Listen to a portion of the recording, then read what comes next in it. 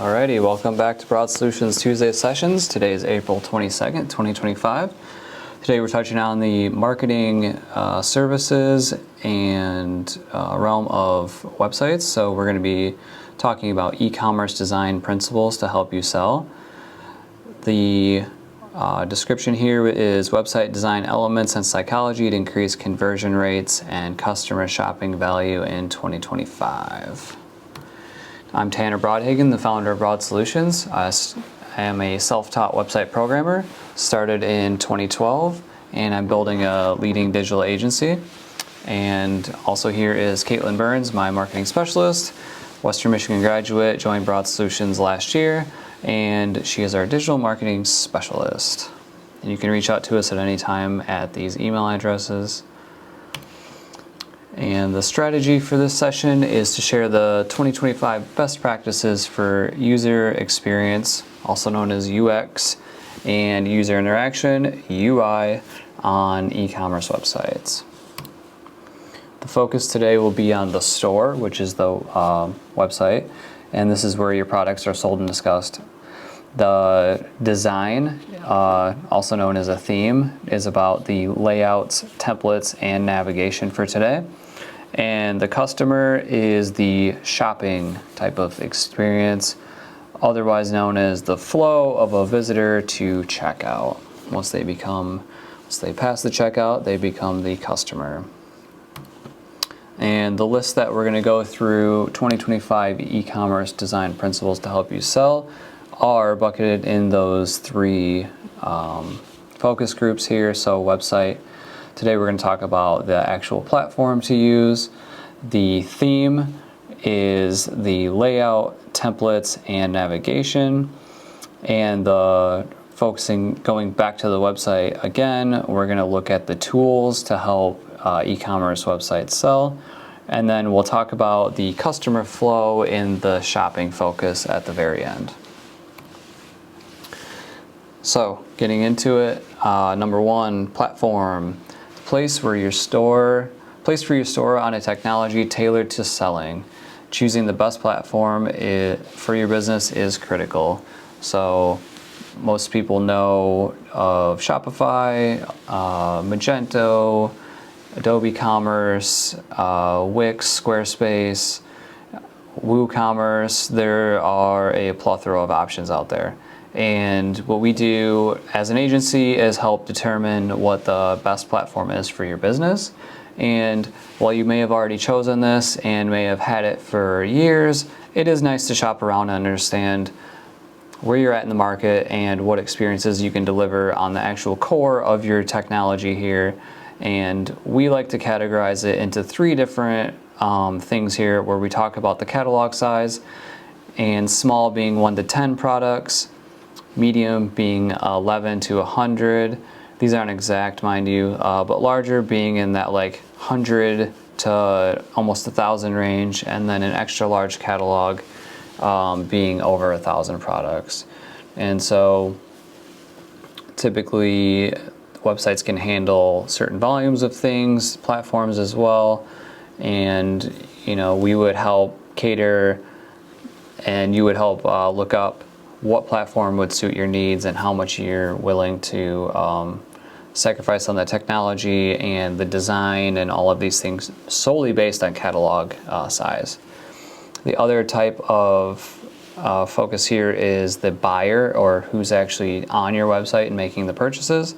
And that could be, these are three most obvious ones, but it could be literally anything, but just be a general person or a regular shopper. It could be a business buyer, or it could be a distributor who's looking at volumes and pricing and different types of information. And then you go into the actual technology, which is where the store is.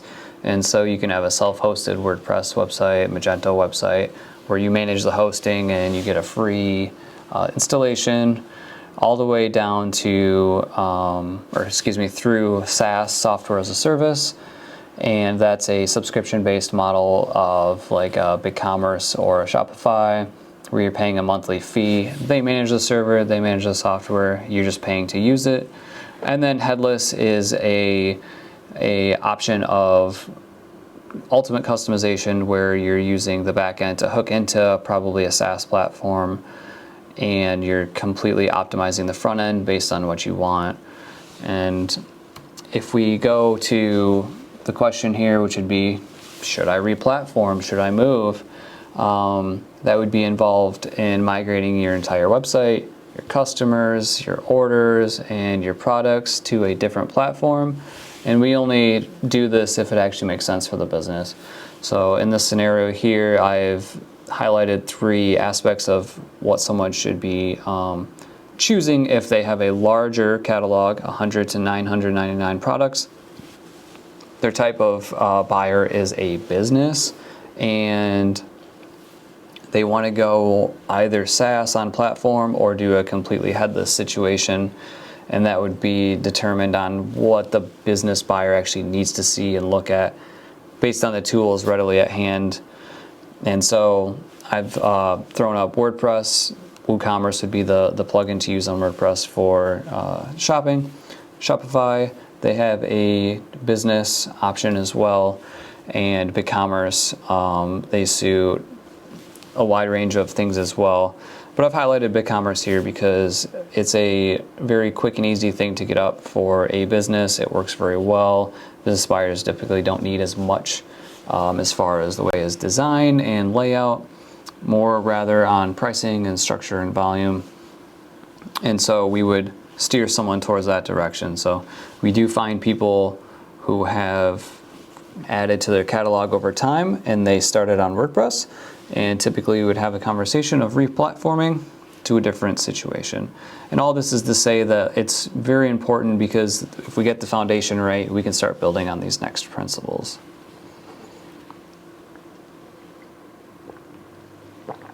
It says content, but it should say theme here.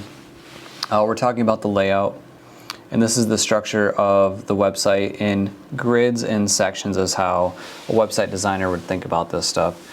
And on the right hand side, you'll see a Figma that we've done for a client in the past, and it is a high quality Figma of their actual products in there and everything. But what you're technically looking at is a home page, a category, a product page, a landing page, a main menu, an account.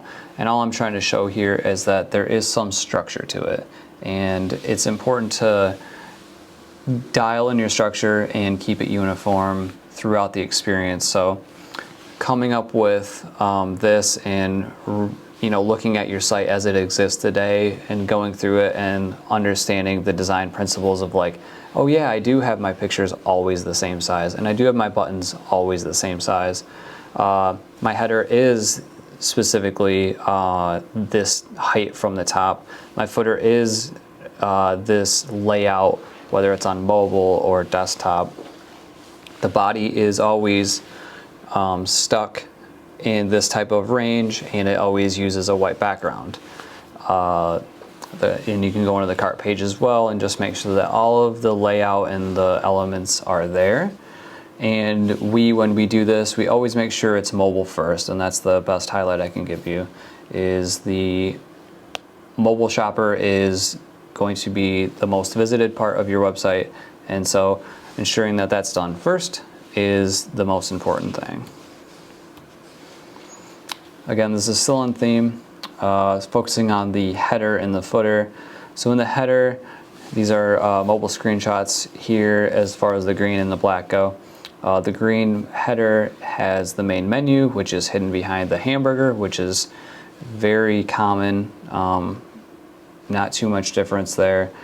There's also a search icon and a card icon, as well as a deal banner across the top. And all I'm showing here is that the layout is expected from a customer shopping your site, a visitor shopping your site. And it's what they expect to see. So they don't have to fumble around and say, oh no, I don't recognize this menu icon and I don't know what to do, so I'm gonna leave, or I'm gonna miss it for a while and not matter. As far as the search goes, if you can have search on your website, it's a quick win for everybody. It helps you get to the stuff right away. And then obviously you're trying to lead them to the cart, so it's always on the right hand side. It's always got a badge, says how much is in your cart, and that's the most common thing you can do. The deal banner across the top is becoming, it doesn't have the asterisks here because I'm not saying it's required, but it is becoming almost an industry standard. The layout of the footer typically has more menu structure to it. You actually spell things out. It always has usually has social icons. Obviously it's not required because if you don't have them, whatever. Contact information, most important thing there, shows trust, shows you're a real business, you can reach out to us, and policies as well. So the expectation is to find all of the legal links and refunds and shipping and all of that stuff in the footer. And I'm highlighting here at the very bottom, size matters, keep it tight. So first thing we fix on people's e-commerce websites is to really sandwich down that header, sometimes the footer, but mostly the header, so that it doesn't block a lot of the experience. And so I'm showing a screenshot of Lowe's on desktop, and they have a lot of information jam-packed in there, but the height is very, very tight. So it doesn't take away from the e-commerce experience. The last part in the layout here is uniformness, and we want to be predictable by building in uniform layouts across your website. And so whether that's a section, a call to action like a link or a button, a product card, and the color schema being symmetrical as far as layouts go and regular, or showing regularness about what the expectation is, isn't going to confuse people. They're going to see the same information on the product cards, whether it's on the category page here or whether it's a related product. And it's okay to add as much information as you want, as long as there's some sort of balance to it. So showing the cards here, we have a model and an item number, which is colored gray, so it's not your focus point, but it is a left and the right, and it has a lot of detail in it. It's smaller and it's packed in there, but it can be shown across these things. So if I'm actually looking for an item number, I can quickly find something like that. And the colorization of the reviews, much more in your face. It's bolder, it's brighter. It's one of the first things you look at. I can tell right away that this first product card has way more reviews and way more trust and authenticity to it. So I'm probably going to click on that one first. The titles, it's nice to have the full title. Amazon really brought in this let's jam pack every single word into a title type of opportunity. Here they're doing a very symmetrical layout where they're talking about the whole title, but then they leave it as a ... as soon as it gets too long. So it doesn't ruin the symmetry of these product cards. On the left, these are the filters on the category page, and you can see that the arrow is in the same place every time. It's uniform text and everything. So it's very, very important with design. The cart and the checkout layouts. The cart should really have not that much information. It should just say your items that are in the cart. It's going to tell you how much you're about to spend, and it should have a button that really checks you out right away. The checkout, same idea. Who is this for? I'm going to type my information in. Okay, where do you ship it now? And now that I pay for it. And so I say in the bottom left here that it should remain default unless it's needed to change something.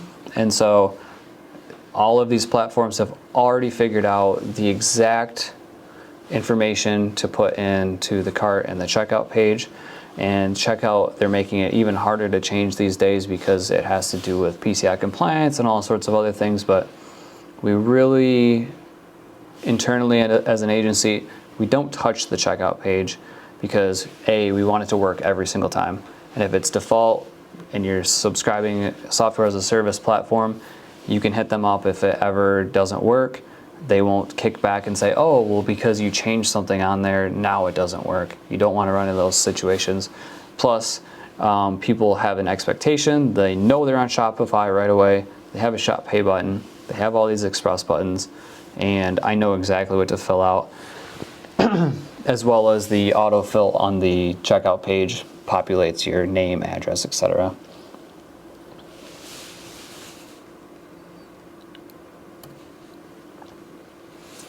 Going into, I hadn't changed the yellow here, but it should say theme. Now we're talking about templates. So I have given an example of the same category of Blackstone devices here, the grills, and this is a common way of displaying information. And in the web right now, it's important to be standardized as far as how the layout is and what you're expecting. So this is a desktop version of it. Filters are on the left, and product cards are uniform and usually a 3x or a 4x grid. They have titles, they have a little bit of description factors to it. There's filters usually, and there's sorting, and then we always have an add to cart or a direct link right to the product.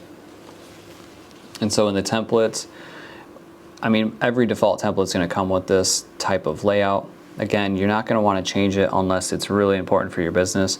We like to inject things inside of the product card that add more value. As I touched on, the model and the item number there, those add more value. The pickup and the free delivery also add more value.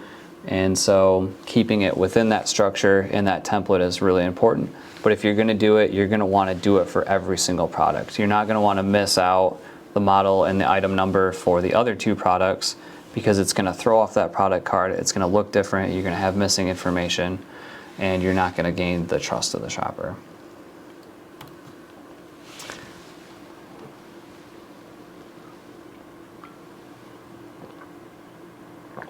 On the product page for templates, again, we want to go with commonality.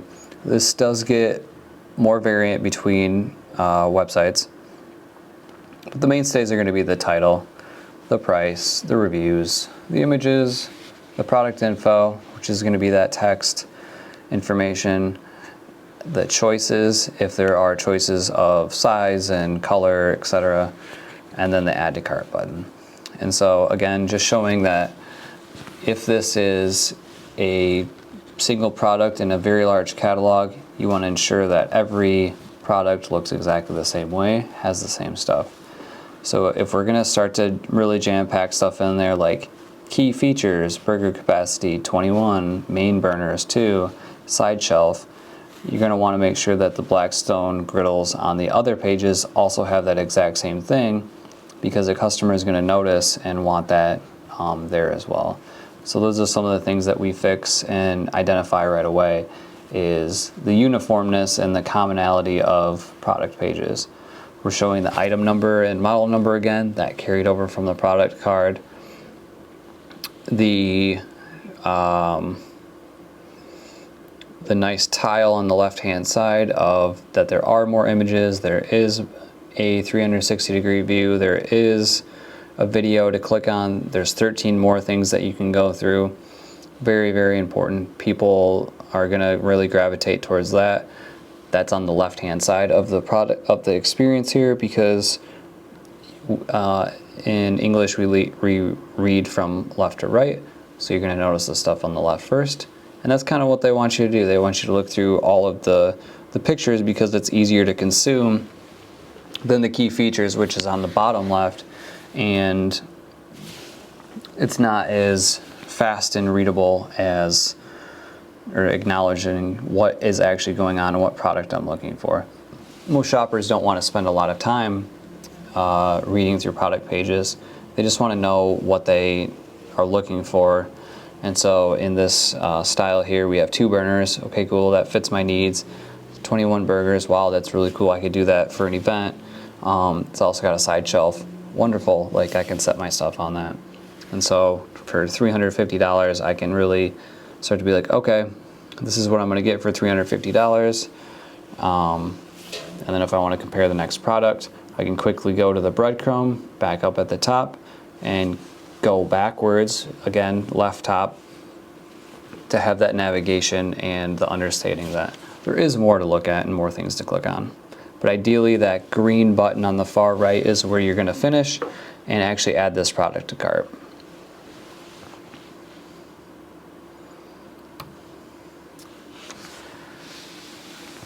The fourth theme focus here is navigation. And this is the internal linking system to find the information a person needs. And so everyone knows what links are and navigation is, but people do fumble based on their catalog size as far as understanding what the most important part is. And so I'm sharing a screenshot of a website who is only selling 2 products, and they literally have a button that forces you to open up shopping. Then it says categories. They only have one singular category, and I know from going to this website that they actually have 2 products.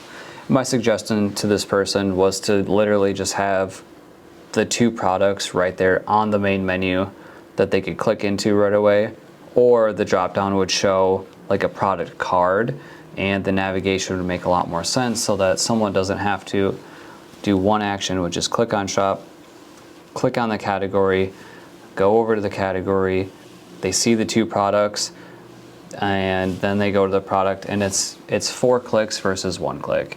So if they could just come over to the main menu, get to that thing right away, super duper important.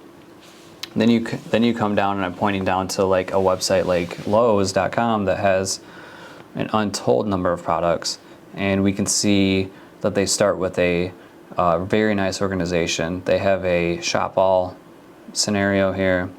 They talk about installation, they talk about deals, and they go to Milo, which is a new offering. And so they've really catered and organized the whole bar here into what people are usually going to the most. So that's a priority type of system.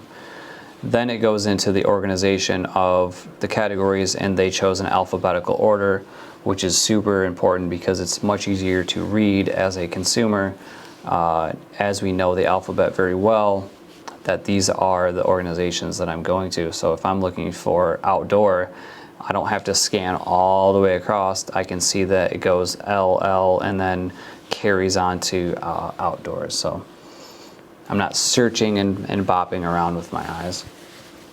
I hovered down on the deals part here, and they use a more linking type of opportunities, which I'll touch on here in a second, to just show so much more that's going on.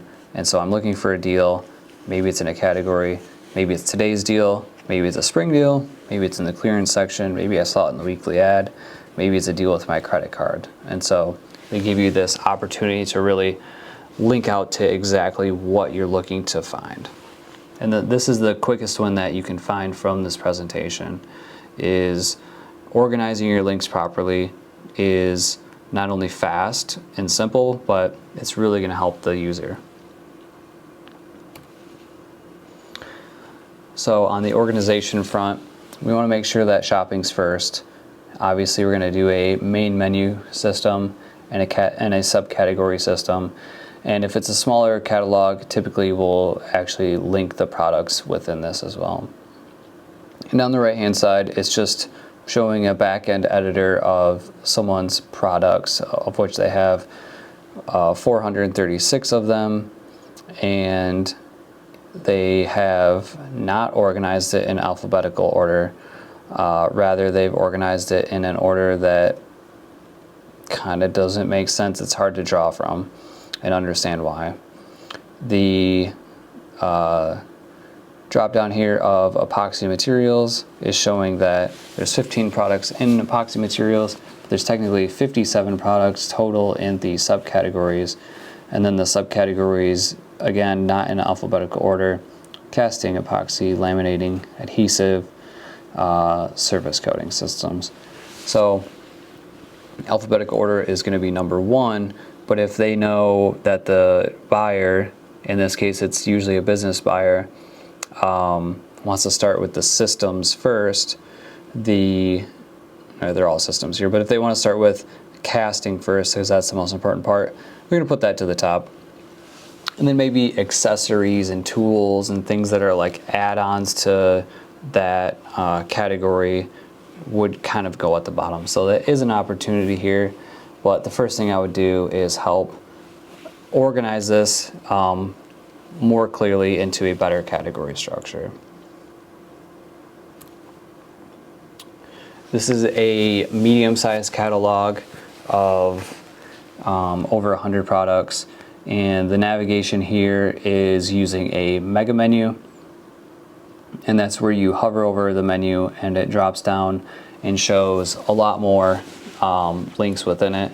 So instead of the singular drop down in one vertical pane, it's going to show horizontal and show you a lot more. So they're really using a priority-based system when they're showing the hot selling products. These are products that sell the most. People are looking for them. They're getting out of the way of going shopping, category, filtering, product, and then onto the product. Rather like, oh yeah, I've heard about this new arrival product and I'm really interested in it. And so I go over shop and I get right to it. And then they have their mainstay products as well as the actual categories here, which are on the left side. And as you, in this mega menu structure, as you roll down the categories, it keeps changing the right hand side to show you those best top products, what as well as getting you to the shop all.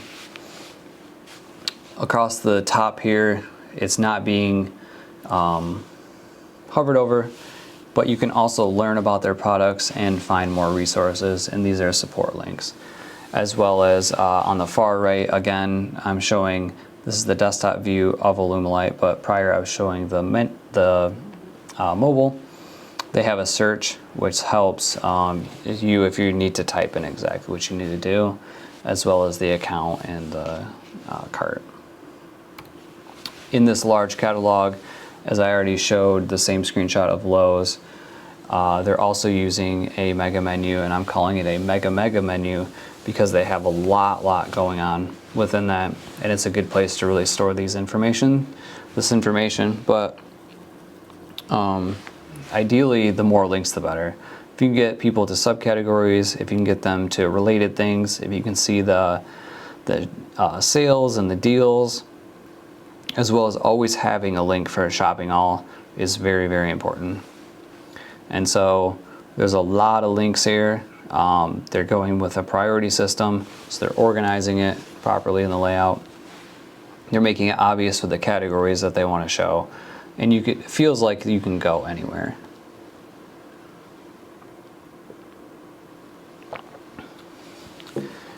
And we're also showing the hot deals and the sales here as well. It really helps customers with the colorization and the big bold buttons to really want to click onto those things, because those are products that this business is really trying to move through and show that this is where you want to be. So it's a psychology trick to help get people to shop the spring sales. So that's it for theme now. We'll hop back onto the website initiative focus here. And tools are really where it's at. So these are add-on features to help your help connect your customer to the right product. Whether they're called apps and plugins or builders or tools, you really are going to go to an app store or a WordPress plugin type of thing and look for these functional pieces. So here I'm showing a Ecommerce app store, and I'm on the merchandising tab, and I can see that there's ways to search, there's ways to categorize your products, there's reviews, there's filters, there's product customizers, which is like a visualization tool. And folks are building connectors to websites to make sure that businesses can leverage the best tool, even if they're on a platform that doesn't authentically support it. So going back to number one here, choosing the right platform, it's twofold. A, maybe you don't have to change the platform because you can keep adding on the technology of where you already are, and that saves you money on migration. It also gets you up and running quicker. And the flip side to that is maybe you want functionality piece that's really going to push your business in the right direction. And you're going to choose the platform that makes the most sense because that tool is already available and already makes sense for your business. So you're going to move there. And you'll see a lot of discussions, and you'll talk to a lot of other store owners that have chosen something because of the app ecosystem and what they can actually do with it. And the emphasis here is you are helping your customer actually connect to the right product. So if your products have an education curve to them, if they are needing to be bundled together, if you have to calculate how much you need, if you want to make them digital and downloadable, if you need to drag and drop and customize a t-shirt, there's a tool for that. If you have an auto parts store and people have different cars and different, which I'll touch on in a second, but different things to fit your vehicle, you'll want to find an app that does something like that. And so these are some screenshots of people using these tools. And so if you run out of stock in something, a notify me when available or a back in stock app can help you capture more customers in the future if they're seeing that they're interested but the inventory is run out and they can no longer purchase it. They can enter their email in, it goes to this third-party app. As soon as you put the stock back in the product, they get notified via email that this product's available, and it really shortens that time window and gives a better customer experience to get them back on your site faster, as well as a really leg up to be like, wow, it's back already, I better go back and purchase it. Filters that I've shown in the category screenshots don't always come with the websites that you choose or the platforms that you choose, and sometimes you need a better filtering software. And so there's tons of apps out there that can go through your catalog, organized by color, size, price, sales, brands, you name it. It could go by anything that your business offers. And so in a very complex, catalog type or a very large catalog, filters are going to be the most important thing on the category page to help your shoppers. And again, going into the parts finder, or customer has a very specific thing that fits their vehicle in this scenario, dialing in your car, your make, model, and year, you're going to get the actual parts that fit your car. So there's no excess knowledge that needs to happen for the customer to read each product and understand what's going to fit and what's not. You've already provided that work for them. And e-commerce platforms, they don't come with this right out of the gate. You do have to go into the app store and find this functionality. And it's important to do your research and make sure that it works. There are demos and trials that are very important, and you want to show it to more than just yourself, because you know the product. You want to share it with your team, let them click through it and try these out and make sure that it makes sense for your customer. So these can be very impactful immediately. Local story here, Western Michigan University won the hockey national championship, and now all of a sudden all of the merchandise for saying national championships, which was their first one, are heavily sold. And we work with someone locally called the Spirit Shop, and I went to their website and noticed that they were sold out of 7 of their 9 products that are for Western Michigan hockey's national championship. And so I mentioned to them that a back in stock tool would make a lot of sense because of all of the interest all of a sudden in this stuff. So going out to the app store, finding a couple apps, installing them for a nominal subscription fee, and now they have a list of people who are interested, and as soon as they get more back in stock, they can start to sell that stuff immediately. The last focus here is on shopping and customer flow, and we all wish that the customer sequence was exact and seamless.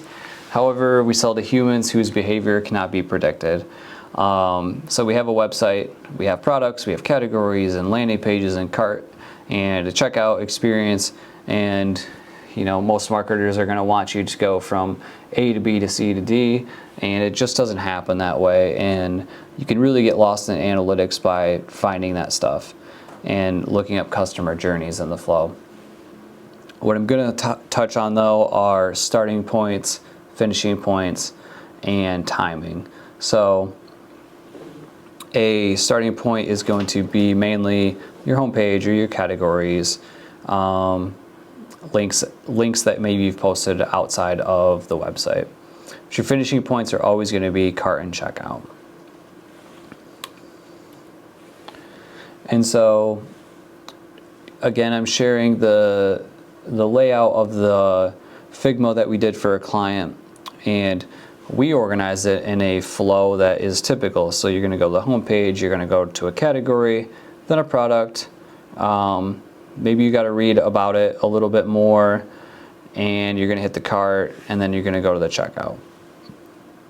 And you really want to start, you have a starting point, so you really want to have the introduction to the brand, the company, the products, and you really want to build this trust factor and tell about the product and tell about yourself and really offer this experience to people, and that's where they're going to start on your website.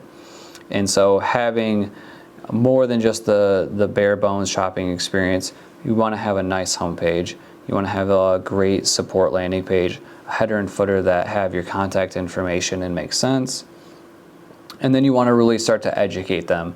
So whether that's a product page, a landing page, a blog, a tutorial, education is key here. Why are they buying from you versus someone else? Why don't they just go to Amazon and purchase it? And after they've learned and start to understand what they need, they've compared products, they're going to search it up, they're going to start to add that to cart, and then this is the finishing point, which is that purchase, and they just want to make sure that you're a trustworthy place that's going to get them their product in time. You're going to provide that quality customer support, and they now have confidence to plug in their payment information. And so if you've done all the steps 1 through 5, chosen the right platform, and you've dialed in the theme, and things are uniform and make sense, you have templates that are obvious and easy to use. Someone should never have a problem with the customer flow here, which is something that we focus on for conversion rate optimization. Just really understanding where the friction is in the shopping experience. If their catalog's too large and you don't have filters, people don't want to search through all of the stuff. They're going to go back out to someone else who's made it easy for them. And so that's one of the friction points in a customer flow and a customer journey.